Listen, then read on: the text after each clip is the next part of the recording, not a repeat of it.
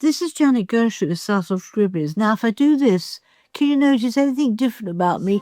Bring your heart, bring your dreams. It's time for Southwold Scribblings. Yesterday was World Book Day. I think it's aimed mainly at youngsters, children, getting into the habit of reading and enjoying their reading, and hopefully that habit will last a lifetime, and going into libraries and just being excited about books. I love books. Do you remember? You're probably too young to remember.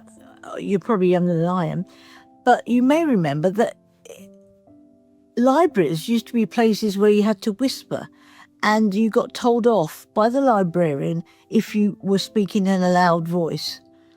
So it's so different these days, isn't it? And it's joyous and wonderful to see, because the libraries have become a hive of activity. People use their phones.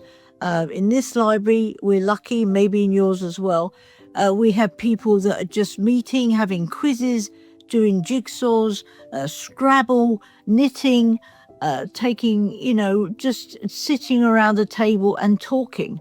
And, everybody has fun, it looks like. And also, when you see the kids come in and they get excited about their books, and the most exciting bit for them is when the librarian holds the book and they stamp a proper stamp, on the day or that it has to be returned.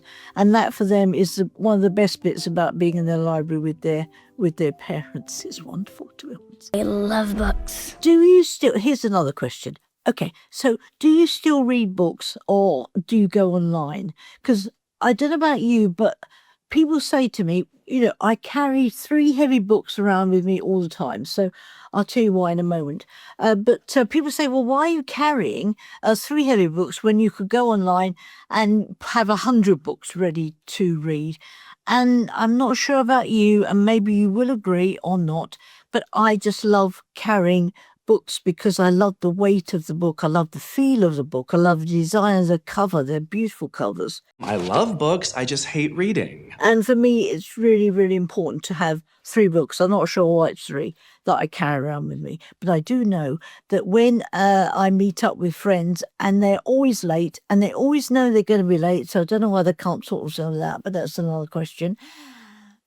I make sure I always have books with me because, if they're late for 5 minutes, or if you're an appointment, or you've been to the dentist and you have to wait for the dentist to call you over, then, that 5, 10, 15 minutes at the most could be used reading books. But I love books. When I'm choosing books, for me particularly, because I'm a bit fussy, the fonts are really, really important. If I open a book and the font isn't there and isn't there that I can enjoy or read, then I don't bother with it, to be honest. The whole book, I read the first page. If it doesn't catch my attention, then that's it. I don't need that book, and I can't read that book.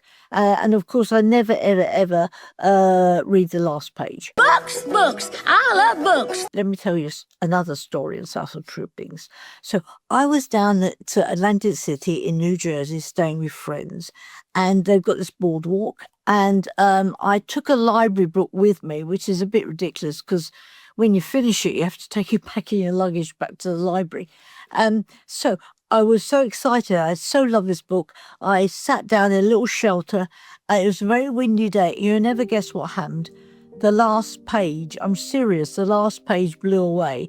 And I sort of ran after it and tried to stamp my foot on it, but it didn't. It just disappeared. It just was over there somewhere. And so I think I never knew what happened to the end of the story. So I think what I must have to do is either buy the book, probably, and read the last page and see what happened to this wonderful story, if I can remember the book anyway. So We all know how much you love books. I was reading online finally about books being overdue, and I was wondering what was the latest date that someone had a book overdue.